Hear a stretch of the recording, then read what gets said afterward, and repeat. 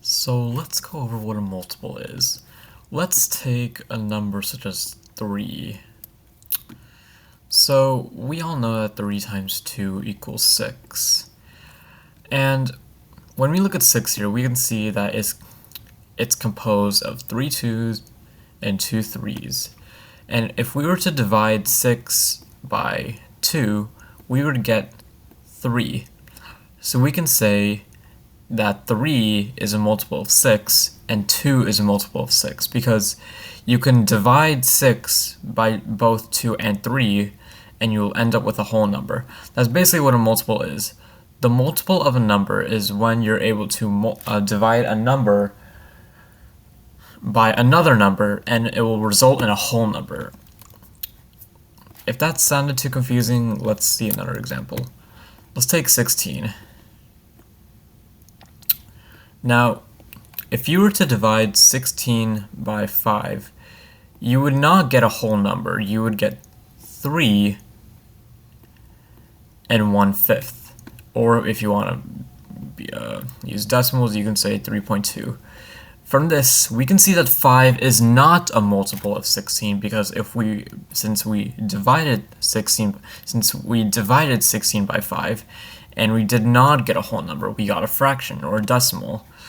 Multiples of a number can only be multiples if you are able to divide a number by a bigger number, and which will result in a whole number, such as 16 divided by 2, which equals 8. We can say that 2 is a multiple of 16. Now, let's discuss what the least common multiple is. Let's take two numbers, such as 2 and 5. For this, the least common multiple is basically the multiple that both of these numbers have in common, and you want to look for the number that has the least value. Let me just show you.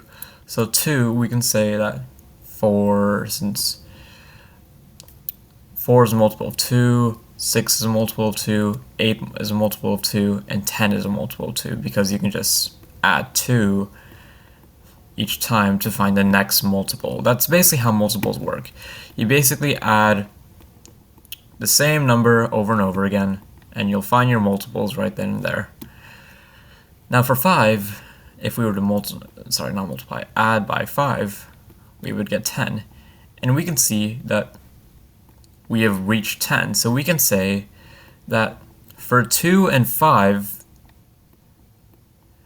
their least common multiple is 10. It's basically, the least common multiple is basically which number will each number have in common, which has the least value when you add them over and over again, which is basically when you add them to find the multiples, basically. Now let's try this.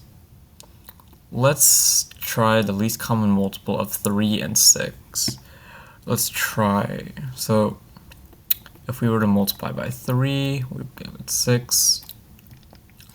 However, well, we can see here that there's already a 6 here, so we can say that the least common multiple between 3 and 6 is just 6.